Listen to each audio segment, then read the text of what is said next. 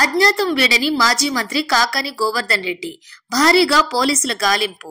YSR Congress party Nellore జిల్లా అధ్యక్షులు మాజీ వ్యవసాయ శాఖ మంత్రి కాకాని గోవర్ధన్ రెడ్డి గత 15 రోజుల నుంచి అజ్ఞాతంలోనే ఉన్నారు.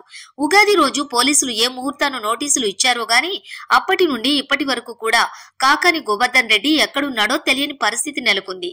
ఒకటికి రెండుకి 3 సార్లు నోటీసులు ఇచ్చిన పోలీసులు ఇక కాకాని కోసం ముమ్మరంగా వేట మొదలు పెట్టారు. అక్రమ మైనింగ్ కేసులో ఎఫ్ఐఆర్ లో A4 గా ఉన్న కాకాని గోవర్ధన్ రెడ్డి ఇక అరెస్టు కావటం తథ్యమని ప్రతి నోటా వినిపిస్తోంది. హైకోర్టులో ముందస్తు బెయిల్ కోసం 1-2 సార్లు ప్రయత్నించగా హైకోర్టు తిరస్కరించిన విషయం తెలిసిందే. ఇక ఏ నిమిషమైనా కాకాని గోవర్ధన్ రెడ్డి అరెస్ట్ అయ్యే అవకాశాలు ఉండటంతో పూర్తి స్థాయిలో అజ్ఞాతంలోకి వెళ్లిపోయారు. నెల్లూరు జిల్లా ఎస్పీ ఆధ్వర్యంలో దాదాపు 10 ప్రత్యేక బృందాలు కాకాని కోసం జోరుగా గాలిస్తున్నారు.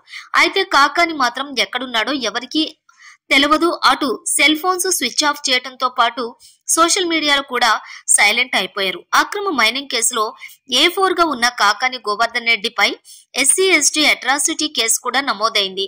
అలాగే సోమిరెడ్డి సోషల్ మీడియాలో దూషించాడని ఏకంగా 6 కేసులు నమోదయ్యాయి. దీంతో కాకాని అరెస్టు అవటం తథ్యమని ప్రతి నోటా వినిపిస్తుంది.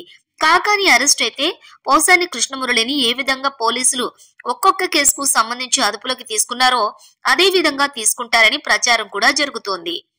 ఏదేమైనా తగ్గేదే లేదు, అరెస్ట్ చేసుకోండి, నేనెక్కడికి పోనని నానా హంగామా సృష్టించిన కాకాని గోవర్ధన్ రెడ్డి ప్రస్తుతం పూర్తి స్థాయిలో ఎవరికీ అందుబాటులో లేకుండా అజ్ఞాతంలోకి వెళ్లిపోవటం విశేషం.